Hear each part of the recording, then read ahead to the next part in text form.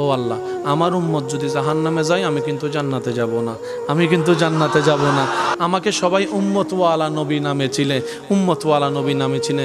আল্লাহ, আমি দুনিয়ার জমিনে যতবার কেঁদেছি আমার উম্মতদের জন্য কেঁদেছি, উম্মতদের জন্য কাঁদেছি। আমি গারে হেরার মধ্যে রব্বি হাবলি উম্মতি বলেছি, আমি গারে হেরার মধ্যে রব্বি হাবলি উম্মতি বলেছি, তাহাজ্জুদের নামাজে রব্বি হাবলি উম্মতি বলেছি। সারাটা জীবন শুধু উম্মতের কথাই বলেছি। সুবহান। এবার নবী বলে, আল্লাহ তুমি তো সর্বক্ষমতার অধিকারী। আল্লাহ 800, 700, 600 বছরের এরকম এবাদতকারী অনেক নবীর উম্মত আছে। আমার উম্মত যেগুলো আছে 40, 50, 60 বছর, তোর মধ্যে 40 বছর দেখা যায় শুধু গুনাহ আর গুনাহ, গুনাহ আর গুনাহ, গুনাহ আর গুনাহ। কেউ সাপ্তাহিক নামাজি আছে, কেউ 5 ওয়াক্তের মধ্যে 3 ওয়াক্ত পড়ে।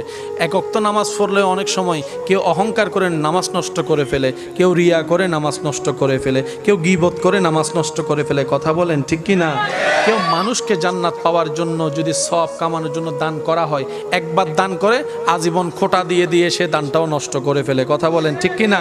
একবার হজ করেছে সওয়াব কামানোর জন্য, গুনাহ মাফ করার জন্য, হজের মধ্যে গিয়ে সেলফি তুলতে তুলতে হজটাও শেষ করে দিচ্ছে। নবী বলে, আল্লাহ আমার উম্মত যদি জাহান্নামে থাকে আমি কিন্তু জান্নাতে যাব না। আল্লাহ আমি যদি জান্নাতে যাই আমার উম্মতকে সাথে নিয়ে যাব, উম্মতকে নিয়ে। আল্লাহ তুমি এবার যা করার তুমি করো, তুমিই তো বিধানদাতা, তুমিই তো আইন বানানেওয়ালা, তোমার যা মন চায় তুমি তা করতে পারো। দিনকে রাত, রাতকে দিন যদি তুমি বানাও কার কি বলার আছে? আল্লাহ আমি তোমার উপর ছেড়ে দিলাম। রব্বুল আলামিন বলে, হাবিব আপনার উম্মতের ব্যাপারে আমি আল্লাহ আপনাকে নারাজ করব না, আপনাকে নারাজ করব না, নারাজ করব না। ওয়ালা সাউফা ইউতিকা রব্বুকা ফাতারদা শব্দটার যদি দিকে খেয়াল করে থাকি অনেক কিছুই আমাদের ক্লিয়ার হয়ে যাবে। রব বলে যে, হাবিব আপনি চিন্তা করিয়েন না, আপনার উম্মতের হায়াত কম তো ঠিক আছে, আপনার উম্মতের হায়াত কম যেহেতু হয়েছে আমি আল্লাহ সওয়াবের লিমিটেশন ছাড়িয়ে তাদের সওয়াবের ব্যবস্থা করে দিয়েছি। সুবহানাল্লাহ। নবী বলে, আল্লাহ এটা তোমার বড় দয়া যে অন্যরা 700 বছরে যা সওয়াব কামাতে পারবে না আমার উম্মত চাইলে অনেক সময় এক রাতও সে সওয়াব কামাই ফেলতে পারে, সওয়াব কামাইতে ফেলতে পারে।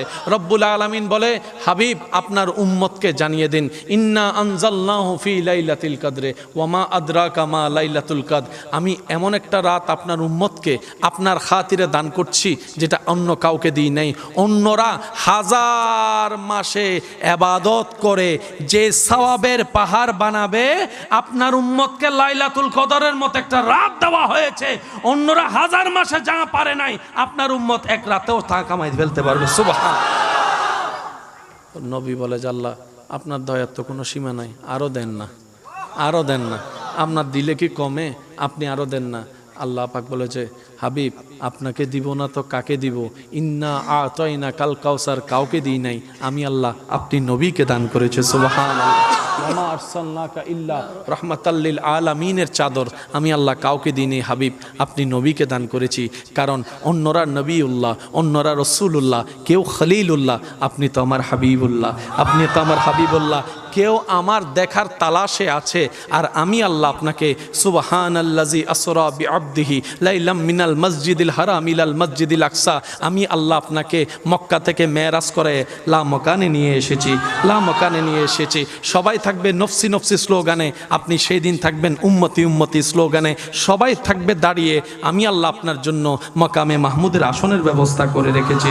হাবিব আমি আল্লাহ আপনি নবীকে নারাজ করব না। হাবিব আপনি চিন্তা করিয়েন না, যারা আপনার উম্মত তারা বান্দাও তো আমার। আল্লাহ পাক বলে, হাবিব আপনার উম্মতকে বললেন 5 ওয়াক্ত নামাজটা ভালো করে পড়বে 5 ওয়াক্ত।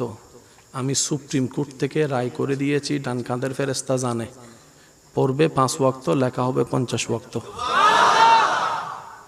আল্লাহ নবী বলে, আল্লাহ এটা তো আপনার বড় দয়া। আল্লাহ ওই নামাজের বিষয়টা হয়ে গেল, তো ওই হজের বিষয় তো আমার উম্মতের সবার তো আর টাকা থাকবে না, গরিব থাকবে।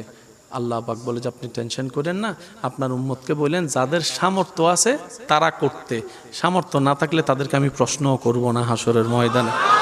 নবী বলে, আল্লাহ তুমি সারে না দিয়েছো, সামর্থ্য না থাকলে তাদেরকে প্রশ্ন করা হবে না। আল্লাহ তুমি চাইলে তো সওয়াবও দিতে পারো, সওয়াবও দিতে পারো। আল্লাহ পাক বলে যে, হ্যাঁ পারি তো।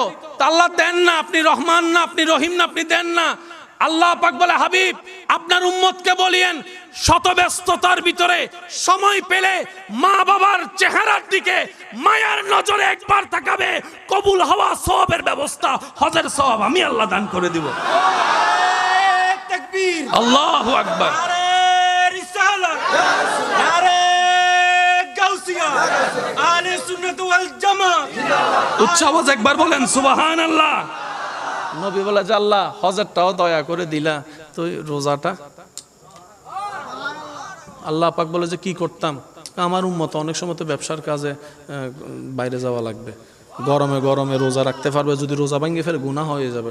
আল্লাহ পাক বলে আপনার উম্মতকে বলে দিলেন যদি পারে রাখতে, না পারলে কষ্ট করে রোজা রাখার দরকার নেই, পরে রেখে দিবে। আল্লাহ আমার উম্মতের হায়াত তো কম, 40 বছরের রোজা পাইবে আর কয়টায় পাবে? 40টা পাইলেও বয়স ছোট হওয়ার কারণে 12 বছরের দিকে চলে যাবে, অল্প রোজা পাবে। অন্য উম্মতেরা এতগুলো রোজা নিয়ে যাবে, আমার উম্মত কম নিয়ে যাবে, এটা তো হয় না। আমার উম্মত ছোট হওয়া মানে তো আমি ছোট হওয়া। আল্লাহ আপনি আমাকে ছোট করবেন? রব বলে যে না, আমি কেন আপনাকে ছোট করব? ওয়ারা ফান আলাকা জিকরা, কাউকে বলি নেই, আপনি নবীর ব্যাপারে বলেছি, আপনি নবীর ব্যাপারে বলেছি। এবার নবী বলে আল্লাহ একটু দয়া করেন না, আমার উম্মতের আমল নামা যেন একটু বেড়ে যায়, অল্প সময়ে বেশি বেতন যেন পায়। আপনি চাইলে তো পারেন, আপনি চাইলে তো পারেন।